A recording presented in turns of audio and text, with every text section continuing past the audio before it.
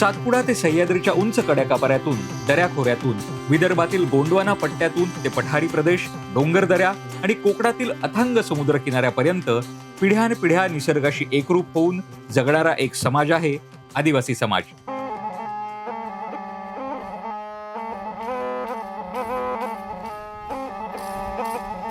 पण खरं तर तो केवळ एक समाज नाही, तर महाराष्ट्राच्या मातीचा खरा निसर्गपुत्र आहे.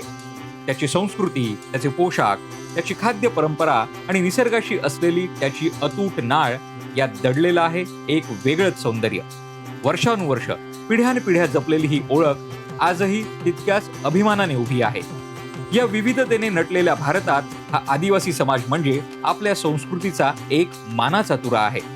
पण बदलत्या काळात आपली मुळं जपत पुरोगामी महाराष्ट्राच्या प्रवाहात विकास साधत स्वतःचं स्थान टिकवणंही तितकंच महत्वाचं आहे.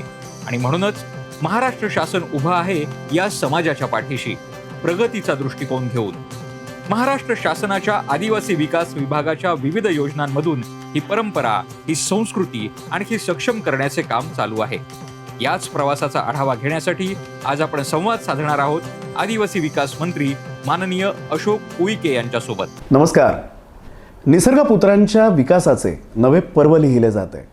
महाराष्ट्र शासनाच्या आदिवासी विकास विभागातर्फे नवनवीन योजना या अंमलात आणल्या जात आहेत आणि त्या लोकप्रिय सुद्धा ठरत आहेत. लोकप्रिय ठरण्याची दोन प्रमुख कारणं आहेत. त्यातलं पहिलं कारण म्हणजे या योजनांचा थेट लाभ लाभार्थ्यांपर्यंत पोहोचतोय आणि दुसरं कारण या विभागाचे जे मंत्री महोदय यात स्वतः जातीने लक्ष घालत आहेत. या योजना काय आहेत हेच आपल्याला जाणून घ्यायचं आहे आणि त्यासाठी या विभागाच्या मंत्री महोदयांसोबत आपण आज संवाद साधणार आहोत. आज आपल्यासोबत या विभागाचे सन्माननीय मंत्री महोदय माननीय नामदार प्राचार्य डॉक्टर अशोक उईके साहेब आहेत. आदिम जमाती ज्या आहेत महाराष्ट्रामधल्या आदिवासी समाजातल्या त्यांच्यासाठी काही अशा विशेष योजना सुद्धा आहेत. बजेटच्या दिवशी महाराष्ट्राचे मुख्यमंत्री देवेंद्रजी फडणवीस यांनी जो पिरमिड ट्रस्ट आदिम जमात आहे, उदाहरणार्थ कातकरी, उदाहरणार्थ माडिया, उदाहरणार्थ कोलाम, या तीन महत्त्वाच्या आदिम जमाती आहे. आणि या जमातीसाठी स्वतंत्र पॅकेज ठेवलं मी. अरे वा. 10 कोटी रुपयाचं पॅकेज ठेवलं. त्यांना इतरत्र पैसे मागायची जायची गरज नाही. त्यांच्यासाठी त्यांची योजना, त्यांना अवगत असलेलं कौशल्य, कशात त्यांना रोजगार करण्याची रुची आहे, त्यामुळे त्यांना स्वतंत्र पॅकेज देऊन आम्ही गौरवण्यात आहे. सोबतच पारधी समाज जो आहे आमचा, पारधी समाजसुद्धा एक इकडं तिकडं मायग्रेट होणारा समाज असल्यामुळे, आमची समाजाची जात असल्यामुळे त्या समाजाप्रतीसुद्धा सहानुभूती दर्शवून आम्ही 100% पारधी समाजासुद्धा पॅकेज जाहीर केलं. येणाऱ्या काळामध्ये अनेक पारधी युवक युवती रोजगारासोबतच स्वयंरोजगार आणि शिक्षण यावर आम्ही लक्ष केंद्रित करून त्यांना मुख्य प्रवाहात आणणार. सर, क्रांतीसूर्य बिरसा मुंडा यांच्या 150व्या जयंतीनिमित्त जनजाती गौरव वर्ष साजरं केलं गेलं, त्याविषयी थोडंसं अधिक सांगा ना. देश गौरव, विश्व गौरव आदरणीय नरेंद्रजी मोदी यांच्या कल्पनेतून, संकल्पनेतून देशातल्या सर्व आदिवासी बांधवांचा सन्मान झाला पाहिजे, आदर झाला पाहिजे, या कल्पनेतून भगवान बिरसा मुंडांच्या 150व्या जयंतीनिमित्त 24-25 या वर्षामध्ये सर्वदूर सर्वतोपरी शेवटचा माणूस, शेवटचं गाव केंद्रित करून भगवान बिरसा मुंडांचा इतिहास, भगवान बिरसा मुंडांनी केलेली क्रांती, भगवान बिरसा मुंडांनी केलेला उल्गलान हा सर्वसमावेशक असावा, हा उद्देश आणि हेतू समोर ठेवून गत 18 महिन्यापासून आदिवासी विकास विभाग, कला संगम व इतर विविध संघटनेच्या माध्यमातून शेवटचा आदिवासी माणूस यांच्यापर्यंत भगवान बिरसा मुंडांचा इतिहास, केलेली क्रांती, गौरवशाली इतिहास आणि उल्गुलान पोहोचावं म्हणून महाराष्ट्रामध्ये पेसा अंतर्गतले सर्व गावं, धरती आबा ग्राम उत्कर्ष अभियानाअंतर्गत असलेली सर्व गावं, सर्व लक्ष केंद्रित करून शासकीय आश्रमशाळा, शासकीय मुलामुलींचे वसतिगृह, अनुदानित आश्रमशाळाच्या सर्व विद्यार्थ्यापर्यंत भगवान बिरसा मुंडांची क्रांती, उल्गलान माहीत व्हावं म्हणून महाराष्ट्राचे मुख्यमंत्री देवेंद्रजी फडणवीस यांच्या नेतृत्वात नागपूर येथे दिनांक 14 नोव्हेंबरपासून तर 17 नोव्हेंबरच्या दरम्यान विविध सामाजिक उपक्रम राबवले. सर्वांचे लाडके मुख्यमंत्री माननीय देवेंद्रजी फडणवीस सर यांनी मुख्यमंत्री झाल्यावर पहिल्या 100 दिवसांचा कृती कार्यक्रम जाहीर केला आणि त्यामध्ये त्यांनी आदिवासी समाजाच्या सन्मानापोटी आदिवासी समाजातील महान क्रांतिकारकांची सचित्र माहिती व इतिहास प्रत्येक विद्यार्थीपर्यंत चित्रमय पुस्तक रूपाने पोहोचवण्याची जबाबदारी त्यांनी अशोक उईके सर व आदिवासी विकास विभागावर सोपवली. माननीय मुख्यमंत्री फडणवीस साहेबांकडून प्रेरणा घेऊन शाळेतील प्रत्येक विद्यार्थ्यापर्यंत व गावागावात आदिवासी बांधवांपर्यंत भगवान बिरसा मुंडा यांची माहिती पोचवावी या हेतूने आपले आदिवासी विभागाचे मंत्री डॉक्टर अशोक उईके सर यांनी संकल्पनेतून भगवान बिरसा मुंडा यांचे जीवनावरील चित्रमय पुस्तक तयार करण्याचे ठरवले आणि आज TRTIच्या माध्यमातून त्यांचे स्वप्न व संकल्पना प्रत्यक्षात साकार होत आहे. भगवान बिरसा मुंडांचे भारतातील पहिले संपूर्ण चित्रमय पुस्तक आपल्या महाराष्ट्रात तयार झाले आहे. राणी दुर्गावती महिला सक्षमीकरण आणि सबलीकरण ही जी योजना आहे ती खूप लोकप्रिय ठरते. त्या योजनेविषयी जरा सांगा ना. राणी दुर्गावती आदिवासी महिला सक्षमीकरण व सबलीकरण योजना भारतीय इतिहासातील पराक्रमी, न्यायप्रिय आणि जनतेशी नातं जपणाऱ्या राणी दुर्गावती यांच्या आदर्शावर आधारित ही योजना महाराष्ट्र शासनाने 2025 साली सुरू केली. राणी दुर्गावती हे केवळ एक नाव नाही, तर स्त्री शक्ती, नेतृत्व आणि आत्मनिर्भरतेचं प्रतीक आहे. या योजनेचा मुख्य उद्देश आदिवासी महिलांना शिक्षण, आरोग्य सेवा, प्रशासन, समाजकारण आणि अर्थकारण या सर्व क्षेत्रात सक्षम बनवणं. योजनेअंतर्गत आदिवासी महिलांना व्यवसाय सुरू करण्यासाठी किंवा उत्पन्न वाढवण्यासाठी थेट आर्थिक सहाय्य दिलं जातं. मध्य प्रदेश येथील आमची बहीण राणी, त्यांनी क्रांतिकारी इतिहास घडवला मध्य प्रदेशामध्ये.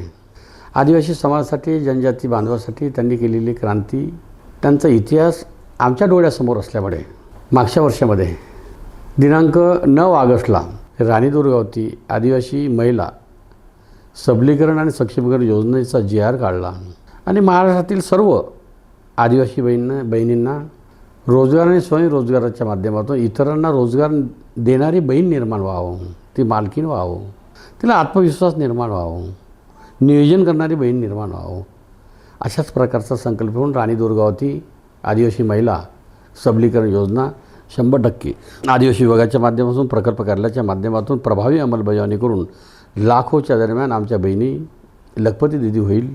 राणी दुर्गावतीला स्मरण करून आदिवासी महिला आमच्या इतरांना रोजगार देईल, हाच माझा संकल्प आणि तो पूर्ण होईल. नक्कीच. एक असाच संकल्प आपण घेतलात आणि तो म्हणजे समाजातले जे गुणवंत आहे त्यांच्यासाठी राघोजी भांगरे गुणगौरव पुरस्कार ही संकल्पना आपली आहे, तर त्याही विषयी थोडंसं जाणून घ्यायला आवडेल. सातत्यानं महाराष्ट्राचे मुख्यमंत्री देवेंद्रजी फडणवीस यांनी सूचना करत असते का आपले जे महापुरुष आहे, हे जे महापुरुष आहे, महापुरुषांनी केलेली क्रांती, त्यांना समाजाप्रती असलेला इतिहास, गौरवशाली इतिहास, आदर्श संस्कृती सातत्याने नियमितपणे स्मरणात राहिल्या गेली पाहिजे. कारण आतापर्यंतही शासकीय आश्रमशाळेमध्ये, अनुदानित आश्रमशाळेमध्ये वेगवेगळ्या वर्गामध्ये विद्यार्थी आमचे गुणवत्ता प्राप्त होतात, परंतु गुणवत्ताप्राप्त विद्यार्थ्यांना सन्मान होत नाही, आदर होत नाही. त्यामुळे क्रांतीवीर राघोजी भांगरे यांच्या नावानं विद्यार्थ्यांचा सन्मान केला गेला पाहिजे. वर्ग 8, वर्ग 11, पदवीधर सर्व विद्यार्थ्यांचा आदिवासी विभागाच्या माध्यमातून क्रांतीवीर राघोजी भांगरे यांच्या नावानं सुरू केलेला गौरव जो आहे, विद्यार्थ्याचा सन्मान आहे, हा 100% नावारूप येणार आहे, त्याचं कौतुक होणार आहे. विद्यार्थी 100% हा इतिहास कधी विसरणार नाही, हा संकल्प ठेवून योजना सुरू केली, त्यांचा सन्मान सुरू केलेला आहे आणि निश्चितच विद्यार्थ्यांमध्ये उत्साहाचं, आनंदाचं वातावरण आहे. सर, समाज बांधवांमध्ये आपली लोकप्रियता तर आहेच, पण मुळात आपण प्राचार्य आहात, त्यामुळे विद्यार्थ्यांमध्ये सुद्धा आपली लोकप्रियता तितकीच आहे. फेब्रुवारीमध्ये आपण आश्रमशाळेला एक भेट दिली आणि तिथे मुक्काम केलात आणि त्या मुक्कामामध्ये चिमुकल्यांशी संवाद साधलात, तर याविषयी जरा सांगाल का?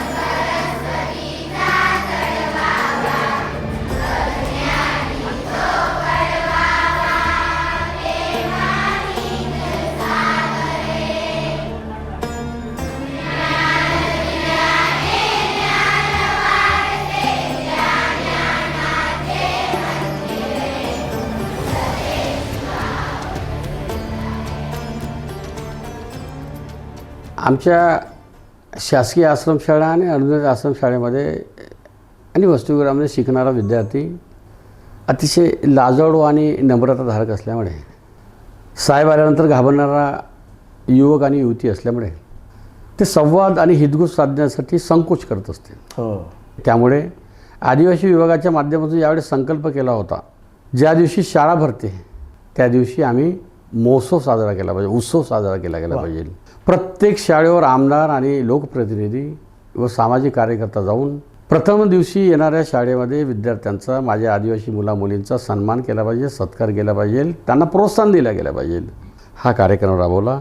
सोबतच शासकीय आश्रमशाळेच्या बाबत नेहमी चर्चा होतात की या आश्रमशाळेत हे नाही, त्या आश्रमशाळेत ते म्हणून 490 शासकीय आश्रमशाळेमध्ये सचिवासह आदिवासी विभागाचे प्रमुख जे आहे, प्रशासकीय सचिवासह आणि शासनाचा प्रमुख म्हणून मी, शासन आणि प्रशासन मिळून 490 शासकीय आश्रमशाळेमध्ये सर्वांना मुक्काम करणं अनिवार्य, त्या विद्यार्थ्याशी संवाद करणे, हितगुज साधणे, चर्चा करणे, अडचणी असेल तर समजून घेणे आणि त्या आश्रमशाळेमध्ये कुठली अडचण आहे, कशाची गरज आहे, पिण्याच्या पाण्याची व्यवस्था आहे का नाही, शौचालयाची व्यवस्था आहे का नाही, शिक्षक अध्ययन करण्यासाठी आहे का नाही, ग्राउंड आहे का नाही, वर्गखोली आहे का नाही, ह्या सर्व बाबीचा आढावा घेतला असता निश्चितच चिमुकल्याशी संवाद आणि प्रवेश महोत्सव उत्सव हो, तोही आपण केला. आणि आदिवासी समाजाचा गौरवाचा बाब आहे.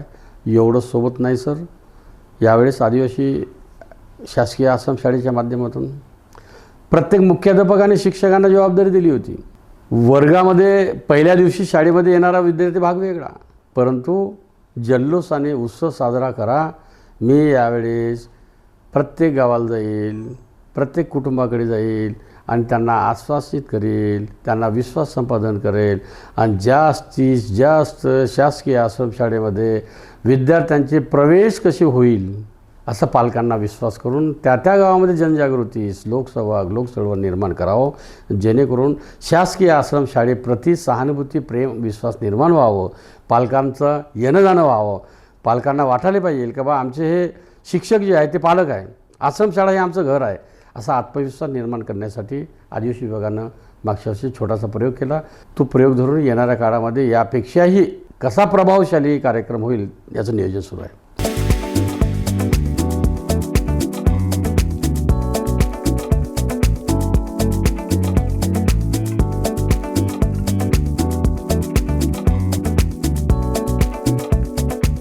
सर, आणखीन एक अभिनव संकल्पना आपण राबवलीत आणि म्हणजे ह्या ज्या आश्रमशाळा आहेत त्या आश्रमशाळांमध्ये पहिल्यांदा परिचारिकांची नियुक्ती आपण केली, त्याविषयी सांगा ना. आमच्या शासकीय आश्रमशाळेमध्ये सातत्याने नियमितपणे वर्ग 1 ते वर्ग 12वीपर्यंत मुली शिकत असतात, मुलं शिकत असते. सातत्याने महाराष्ट्रामध्ये चर्चा होत राहते, आरोग्य खराब झालं, अशी अडचण आहे, तशी अडचण आहे. त्यामुळे महाराष्ट्राचे मुख्यमंत्री देवेंद्रजी फडणवीस यांच्या नेतृत्वात, यांच्या पुढाकाराने, त्यांची परवानगी घेऊन प्रत्येक शासकीय आश्रमशाळेमध्ये एक ANMची नियुक्ती केली, जेणेकरून आमच्या आश्रमशाळेमध्ये शिकणाऱ्या मुलामुलींची आरोग्याची तपासणी आणि दक्षता घेण्यात येईल. हा संकल्प ठेवून प्रथमच महाराष्ट्रामध्ये शासकीय आश्रमशाळेमध्ये ANMची नियुक्ती करून एक नवीन पायंडा सुरू केलेला आहे आणि विद्यार्थ्यांना एक विश्वास संपादन झालेला आहे की बा आम्ही आजारी पडलो तरी आम्हाला उपचार आणि औषध देणाऱ्या आमच्या भगिनी आहे. अशा प्रकारची आत्मविश्वास निर्माण झाल्यामुळे पालकांचं प्रचंड प्रेम आणि सहानुभूती मिळत आहे, यात कुठल्या प्रकारची शंका नाही. सर, यंदाची होळी आपल्यासाठी विशेष होती. म्हणजे आपण समाज बांधवांमध्ये जाऊन होळी साजरी केली, पारंपरिक वाद्य वाजत होती, आपण त्याच्यावरती ताल धरलात आणि याचे प्रचंड व्हिडिओ व्हायरल झाले. आम्ही ते व्हिडिओ पाहिले आणि सगळ्यात महत्त्वाचं मला त्याच्यामध्ये हे पाहता आलं की हे आपले समाज बांधव जे आहेत त्यांच्या चेहऱ्यावरचा जो आनंद आहे तो आपल्या चेहऱ्यावरून ओसंडून वाहत होता. मला काय सांगाल त्याविषयी? नंदुरबार जिल्ह्यामध्ये प्रत्येक वर्षी अतिशय महत्त्वाचा सण आणि उत्सव कोणता असेल तर तो होळीचा असतो. आणि आमच्या आदिवासी समाजामध्ये नंदुरबार जिल्ह्यामध्ये काठीची होळी म्हणून प्रसिद्ध आहे. हो, राजा महाराजांनी निर्माण केलेली. आणि दुसरं भोंगऱ्या बाजार, या 2 ठिकाणी मोठ्या प्रमाणामध्ये होळी साजरी केली जाते. त्यामुळे यावेळेस मला एक चांगली संधी मिळाली काठीच्या होळीला जायची. तर काठीच्या होळीला गेलो असता त्या ठिकाणी उपस्थित असलेले लाखोच्या संख्येने माझे बांधव जे आहे, महिला आहे, बालक असेल, बालिका असेल, त्यांच्या उपस्थितीमध्ये होळीचं दर्शन आणि आमच्या संस्कृतीचं दर्शन आणि राजा महाराजाचं दर्शन घेण्याची संधी मिळाली. आणि निश्चितच त्या परिसरात असलेला माझा जो आदिवासी बांधव आहे, या सणाला प्रथम प्राधान्य देऊन तो व्यक्ती आमचा कुठेही काम करत असला तरी, कुठे मजुरी करत असला तरी, होळीच्या सणानिमित्त 100% आदिवासी बांधव गावाला येऊन होळी साजरी करत असते. त्यामुळे आमची अतिशय महत्त्वपूर्ण सण कोणता असेल तो होळीचा असेल. त्यामुळे यावेळेस मला काठीच्या होळीला आणि भोंगऱ्या बाजारामध्ये जाण्याची संधी मिळाली. आमचं असलेलं ज्या वस्तू आहे, लोककला आहे, ते संग्रहित करून येणाऱ्या काळामध्ये ते जिवंत ठेवण्याची गरज असल्यामुळे आनंद घेतला. त्यामुळे मी आनंदी आहे आणि आमचा कार्यकर्ता आणि समाज आनंदी आहे. सर, आता एक अत्यंत महत्त्वाचा प्रश्न. देशाचे यशस्वी पंतप्रधान आदरणीय नरेंद्र मोदीजी आणि महाराष्ट्र राज्याचे सन्माननीय मुख्यमंत्री माननीय नामदार देवेंद्रजी फडणवीस साहेब यांचा संकल्प आहे विकसित भारताचा 2047 साली. आता तेव्हा जी तरुण पिढी असेल त्यांच्या म्हणजे ते ज्या ज्या क्षेत्रात काम करत असतील त्या क्षेत्रामधलं नेतृत्व जे आहे ते त्यांच्याकडे असेल. तुम्ही काय संदेश द्याल? देशाचे यशस्वी पंतप्रधान नरेंद्र मोदी यांच्या कल्पनेतून 2047ला आपला देश विकसित भारत व्हावं या कल्पनेतून प्रचंड नियोजन आणि मार्गभ्रम सुरू आहे. सोबतच महाराष्ट्राचे मुख्यमंत्री देवेंद्रजी फडणवीस यांच्या नेतृत्वात महाराष्ट्रामध्ये वेगवेगळ्या योजनेच्या माध्यमातून वेगवेगळे उपक्रम राबवून विकसित महाराष्ट्र होण्याचा संकल्प केला असल्यामुळे निश्चितच महाराष्ट्राचे मुख्यमंत्री देवेंद्रजी फडणवीस यांच्या नेतृत्वामध्ये 2047ला घातलेला जो विकसित महाराष्ट्र आहे त्यासाठी आदिवासी विभागाच्या माध्यमातून आज रोजी शासकीय आश्रमशाळेमध्ये शिकणारे विद्यार्थी, शासकीय वसतिगृहामध्ये शिकणारे विद्यार्थी आणि अनुदानित आश्रमशाळेमध्ये शिकणारे विद्यार्थी यांना सातत्याने नियमितपणे वेगवेगळ्या योजनेच्या माध्यमातून, वेगवेगळ्या मार्गदर्शनाच्या माध्यमातून, वेगवेगळ्या प्रबोधनाच्या माध्यमातून त्यांना एकच उद्देश आणि संदेश देण्यात येत आहे की महाराष्ट्राचे मुख्यमंत्री देवेंद्रजी फडणवीस यांचा जो संकल्प आहे विकसित महाराष्ट्र, त्या विकसित महाराष्ट्रामध्ये आदिवासी विभागाची प्रमुख भूमिका का असेल, युवकांची भूमिका का असेल आणि माझ्या मुलामुलींची, युवक युवतीची योगदान का असेल, त्या अनुषंगाने आदिवासी विभाग मार्गभ्रमण करत आहे. आणि महाराष्ट्राचे मुख्यमंत्री देवेंद्रजी फडणवीस यांचा विकसित महाराष्ट्र संकल्प जो आहे त्यासाठी आदिवासी विभाग मुख्य भूमिका राबवून येणाऱ्या काळामध्ये विकसित महाराष्ट्रासाठी आमची भूमिका प्रभावी राहील. आता जाता जाता अगदी शेवटच्या प्रश्नाकडे वळतो की धरती आबा जनजातीय ग्राम उत्कर्ष अभियान, हे अभियान जे आहे त्याविषयी थोडंसं सांगा ना. देशाचे पंतप्रधान नरेंद्र मोदीजी आणि महाराष्ट्राचे मुख्यमंत्री देवेंद्रजी फडणवीस यांच्या संकल्पनेतून अतिशय महत्त्वाकांक्षी कार्यक्रम सुरू केलेला आहे. तुम्हाला आठवत असेल, मागच्या सत्रामध्ये महाराष्ट्राचे मुख्यमंत्री देवेंद्रजी फडणवीस यांनी पालघर जिल्ह्यातून धरती आबा ग्राम उत्कर्ष अभियान, धरती आबा बिरसा मुंडाचं नाव, धरती आबा ही पदवी दिली होती. बिरसा मुंडांना ओळखी जी केली जाते ते धरती आबाच्या नावाने केली जाते. ग्रामीण भागातला विकास, ग्रामीण भागात उत्कर्ष निर्माण केला पाहिजे, ग्रामीण भागात उत्कर्ष निर्माण करणारं अभियान. वा. यामध्ये ही योजना अतिशय महत्त्वाकांक्षी योजना असल्यामुळे याच्यामध्ये 25 योजना आणि 17 विभागाच्या माध्यमातून 25 योजनेची अंमलबजावणी केली जाते. 25 योजना, 17 विभाग एक होऊन ग्राम उत्कर्ष अभियान धरती आबा ग्राम उत्कर्ष अभियानाच्या अनुषंगाने 5,975 गावं महाराष्ट्रात निवडलेली आहे. आणि या सर्व गावामध्ये पहिला टप्पा राबवला आम्ही. त्या गावामध्ये प्रसाराने प्रचार करणे, ग्राम उत्कर्ष, उत्साह, जनजागृती, लोकसहभाग, लोकचळवळ, प्रत्येक योजनेची माहिती त्या गावामध्ये जोपर्यंत होत नाही, जनजागृती होत नाही, लोकसहभाग होत नाही, तोपर्यंत कुठलीही योजना यशस्वी होत नसल्यामुळे देशाचे पंतप्रधान नरेंद्रजी मोदी आणि महाराष्ट्राचे मुख्यमंत्री देवेंद्रजी फडणवीस यांच्या कल्पनेतून धरती आबा ग्राम उत्कर्ष अभियान 5,975 गावं येणाऱ्या काळामध्ये अतिशय म्हणजे महाराष्ट्राचा जो संकल्प आहे विकसित महाराष्ट्र जो मुख्यमंत्री महोदयांना बनवायचा आहे. बरोबर. त्याचा एक भाग म्हणून धरती आबा ग्राम उत्कर्ष अभियानाच्या माध्यमातून आदिवासी विभागाचा आदिवासी समाजाचं योगदान राहील अशा प्रकारचा तो भाषण. आज या आदिवासी समाजातला प्रत्येक भारतीय बांधव त्याच्या चेहऱ्यावर एक समाधान आहे, एक विश्वास आहे. या समाजाचं पालकत्व आता महाराष्ट्र शासनाने स्वीकारलं आहे आणि ते त्यांच्या पाठीशी खंबीरपणे उभा आहे. प्रत्येक आदिवासी पाड्यापर्यंत रस्ता, पाणी, वीज, रोजगार, महिला बालविकासाच्या योजना हे पोचवण्याकरता भारताच्या इतिहासामध्ये पहिल्यांदा माननीय मोदीजींनी 75,000 कोटी रुपये या ठिकाणी दिले आणि 5 वर्षामध्ये संपूर्ण आदिवासी गावांचं चित्र बदललं पाहिजे अशा प्रकारची योजना तयार केली. आज आदिवासी विद्यार्थी आकाशाच्या पलीकडची स्वप्न पाहत आहेत, अगदी इस्रो पर्यंत पोहोचण्याची.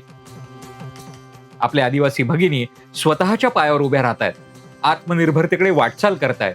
त्यांच्या हातातली कला आज आंतरराष्ट्रीय बाजारपेठेत स्वतःची ओळख निर्माण करते.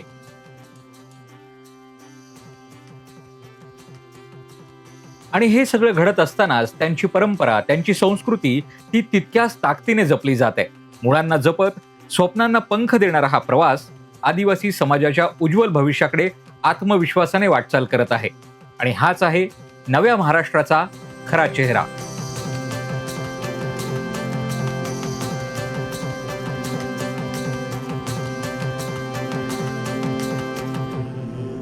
संवाद सुरू करतानाच म्हटलं होतं की योजना लोकप्रिय होतात त्याच्यामागचं एक महत्त्वाचं कारण म्हणजे आपण स्वतः जातीने त्यामध्ये लक्ष घालतात, स्वतः मैदानामध्ये उतरता.